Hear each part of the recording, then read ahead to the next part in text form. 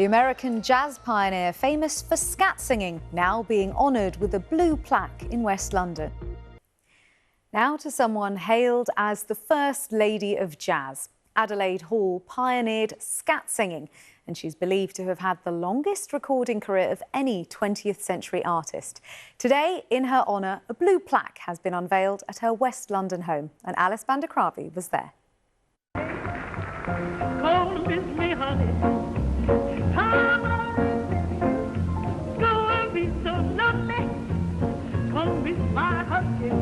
Adelaide Hall at Alexandra Palace in 1947.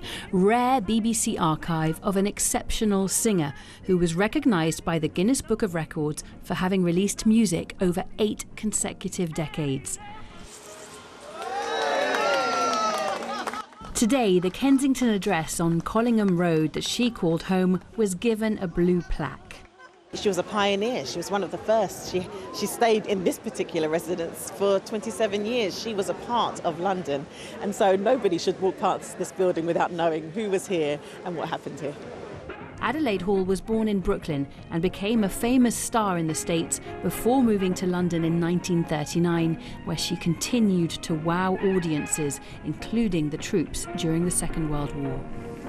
I've described her as the real First Lady of Jazz. No disrespect to Ella Fitzgerald. Ella Fitzgerald is a giant, but Adelaide doesn't get the credit that she deserves as a jazz innovator in the 1920s. So by the time she did the Cotton Club in the 30s and came to London, she was already a trailblazer as a jazz singer.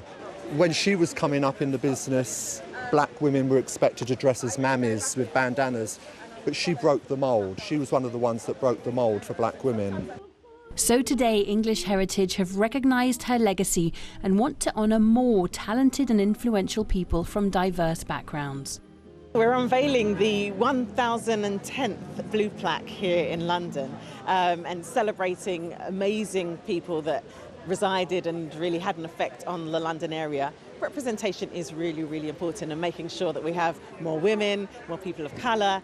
It's also important that people nominate, and I think it's good to remember that anybody can nominate for a blue plaque. If you know of a place in London that has a really great story and has a person that relates to it and has passed on for 20 years or more, nominate them so we can speak about them and we can magnify all of the great work that they've done.